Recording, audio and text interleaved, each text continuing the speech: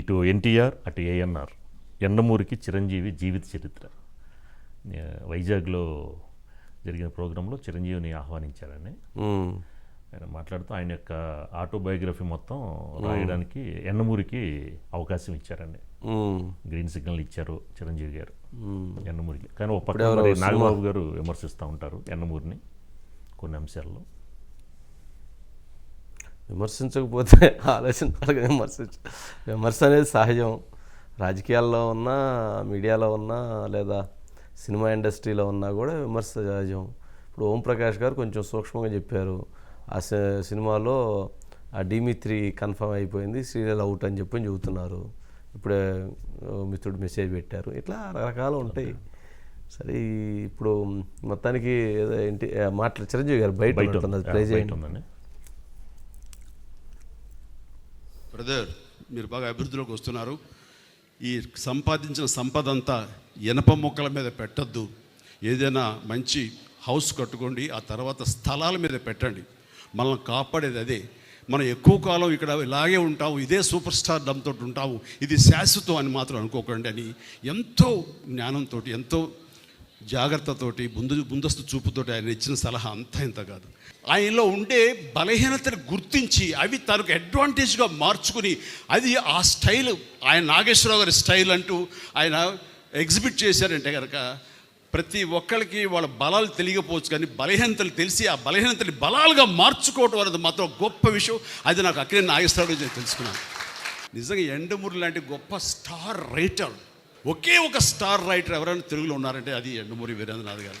అలాంటి గొప్ప కలం, బలం, మేధస్సు ఉన్నటువంటి యండమూరి వీరేంద్రనాథ్ ఈ రోజున నా ఆటోబయోగ్రఫీ రాస్తాను అన్న మాట అనడమే నాకు ఎంతో ఉత్సాహాన్ని ఇచ్చింది. సినిమా టైప్లో రాస్తా బాగా మాట్లాడారు చిరంజీవి గారు. అప్పుడప్పుడు చాలా బాగా మాట్లాడతారు, కొన్ని సందర్భాల్లో ఎందుకో కొంచెం పేలవంగా మాట్లాడతారు, కానీ ఈరోజు చాలా చక్కగా వారు ఆ పదాలు వాడినటువంటి ప్రతి భాషలో, ప్రతి పదం, ప్రతి అక్షరంలో కూడా ఒక స్వచ్ఛత, ఒక తనేంటో తను చెప్పాలనుకున్నది చెప్పేటువంటి ప్రయత్నం చేశారు. రైట్. శ్రీనివాస్ ఉన్నారు sir. Srinivas sir, good evening sir. Good evening. ఏంటి ఏం చిరంజీవి గారి పక్కన ఉన్నావు నువ్వు? శ్రీనివాస్, ఏంటి చిరంజీవి గారి పక్కన ఉన్నావు? విశాఖ సాగర తీరంలో లోక్నాయక్ ఫౌండేషన్ ఆధ్వర్యంలో కాదు, మొన్న వ్యవస్థాపక అధ్యక్షుడు శ్రీనివాస్, మొన్న రష్మిక ఫోటో ఎవరో పెట్టారని మార్ఫింగ్ చేసి వాళ్ళు ఢిల్లీ నుంచి వచ్చి ఆంధ్రప్రదేశ్లో ఆ కుర్రోడు అని చెప్పని తెలిసి ఎత్తుకొని పోయారంట. ఏది ఇప్పుడు ఢిల్లీకి నువ్వు చిరంజీవి గారి ఫోటో కూడా అటు పెట్టుకొని పక్కన ఉంటే అని వారేదో నీ భుజం మీద చేసినట్టుగా ఉంది. మార్పింగ్ ఫోటోలా లేకపోతే బ్యాక్గ్రౌండ్ డిజైన్ ఫోటోలా? సరే, ఏదో అట్లే బాగుంది. కానీ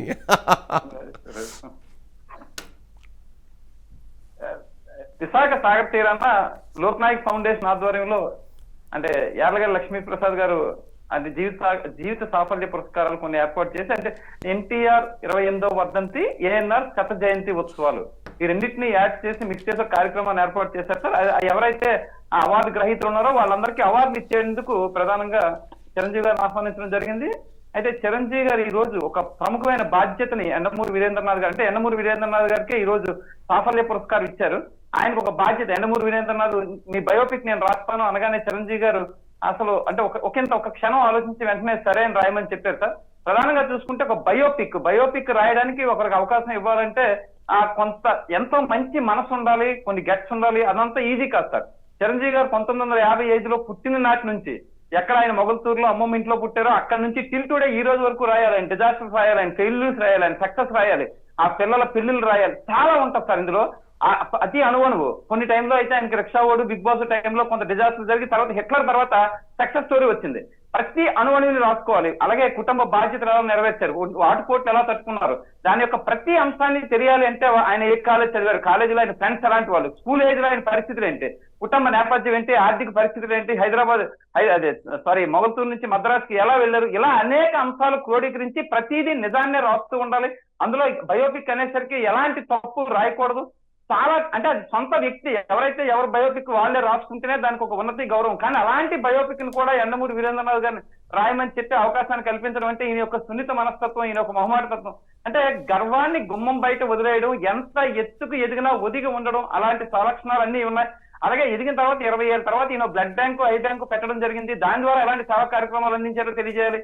అలాగే పార్టీని తీసుకొచ్చారు. 2008లో ప్రజారాజ్యం పార్టీని స్థాపించి ఎలా ఫెయిల్ అయ్యారు, తర్వాత ఎన్ని ఇబ్బందులు పడ్డారు, తర్వాత మళ్ళీ రెనైజెన్స్ 2015లో ఖైదీ నెంబర్ 150 సినిమాని తీసుకొచ్చి ఆ సినిమా ద్వారా మళ్ళీ వాళ్ళ ప్రేక్షకులకి, వాళ్ళ అభిమానులకి ఎలా చేరువయ్యారు, ప్రజెంట్ అదే ఎలా కొనసాగిస్తున్నారు. నట జీవితాన్ని ప్రజారాజ్యం పార్టీ పెట్టినప్పుడు రాజకీయ జీవితాన్ని ఎలా ప్యారలల్ గా సమకాలికంగా చూసుకోలేకపోయారు, ఎందుకు డిజాస్టర్ ఏర్పడింది, ఇలా అనేక అంశాలు ముడిపడి ఆయన జీవితంలో ఉన్నాయి సార్. ఆటుపోట్లు, ఎత్తుపల్లాలు, సక్సెస్, ఫెయిల్యూర్స్. అలాగే ఒక మెగాస్టార్ లాంటి స్థాయి ఇచ్చిన స్థాయి రావడం ఈజీయే కానీ ఆ స్థాయిని కంటిన్యూ నిలబెట్టుకోవడం చాలా కష్టం. ఆ నిలబెట్టుకున్న అంశాలు కూడా ఆయన మనోవేదనగా నేను మనసులో మాత్రం ఉంటే ఆయన మాత్రమే రాసుకోగలరు. అలాంటి విషయాలన్నింటినీ కూడా యండమూరి వీరేంద్రనాథ్ గారిని రాయమని చెప్పడం కూడా ఎప్రిషియేషన్. టోటల్ గా ఈ రోజు మాత్రం చిరంజీవి జీవిత చరిత్రని యండమూరి వీరేంద్రనాథ్ రాయమని మాత్రం చెప్పడాన్ని అక్కడ ఆయన పూర్తిగా చెప్పారు. ఒక అభిలాష్ గా ఓకే.